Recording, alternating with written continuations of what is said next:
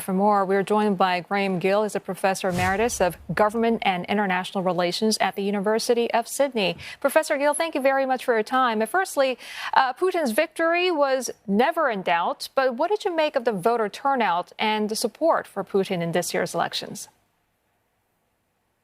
Well, that's correct. The result was never in doubt, but what is a bit surprising is the very high levels of both support and turnout. This is the highest level of turnout that's been in a Russian election of any sort since 1991. And the level of support that he's reputed to have got, 88%, is also the highest that we've seen since then. So what this clearly reflects is an attempt to present the election as an overwhelming victory, both for President Putin personally and also for the policies that he's associated with, principally the war in Ukraine. Prof. Gill, I'm curious, how will Putin try to use the results? We know the West is already skeptical. So is this something that's really for his domestic audience, for ordinary Russians, so to speak? Well, I think it's probably for two different constituencies. One is clearly the domestic constituency. What Putin is trying to do and what the electoral system here has produced for him is to create an image that there is overwhelming support for the president and for his policies. And what that means is that the opponents of those policies, and there clearly are opponents, but the opponents of those policies are in a very small minority and are highly isolated within Russian society. That's what the message of the very high levels that are claimed for turnout and support suggest.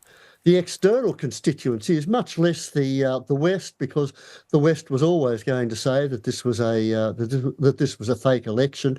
It's really to try to consolidate the view that Putin is the popular leader of Russia, and that is important for those sections of the globe that do not support the Western position on Ukraine. So that much of the global South, for example, has been much less supportive of the West on Ukraine and more inclined to either favour Russia or to give Russia the benefit of the doubt. And what this electoral outcome is meant to present is the view that that's the correct position that they should have, that this is a just war, it's a war that the Russian people support, and therefore it's a war that's deserving of support in the global South. But of course, that's not the message that will come across to the West and for many observers.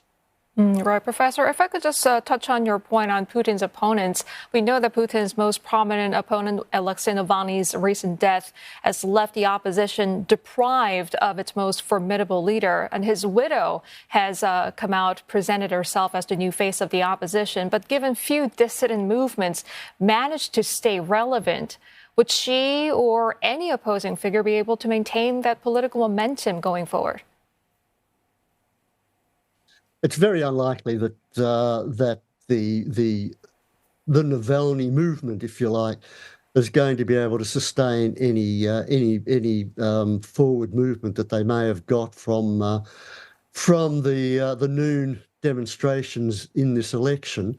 It's difficult for them because domestically the Navalny machine has been broken up by the authorities. It was broken up following Navalny's arrest after he returned from Germany. And the main leaders of the movement are now outside Russia. And as we know, it's very difficult to sustain a movement if the leadership is outside of the country. That's shown in Russia. It's also shown in Belarus. And the likelihood is that if we do see a resurgence of opposition within Russia, and I think that's unlikely, but if we do see it, the authorities will simply crack down on it very hard.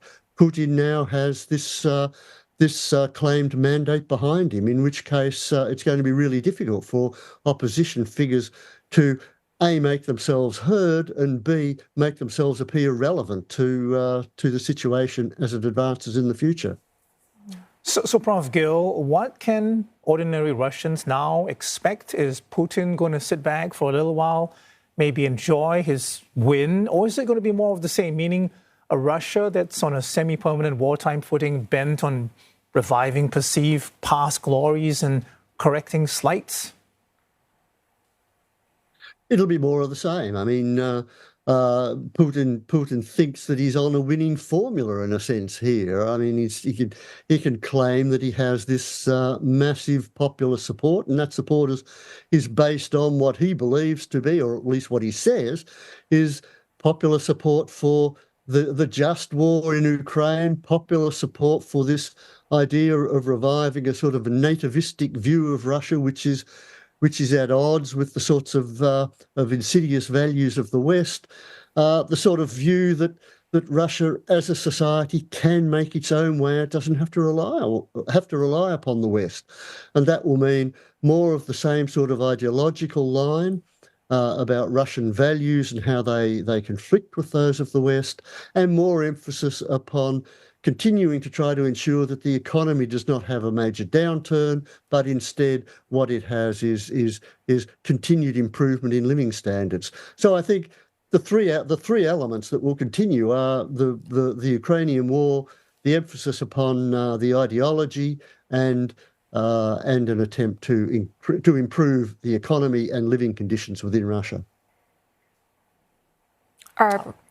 All right, Professor Gill, we are out of time, unfortunately. Thank you very much for your insights today. That's Graeme Gill, Professor Emeritus of Government and International Relations at the University of Sydney.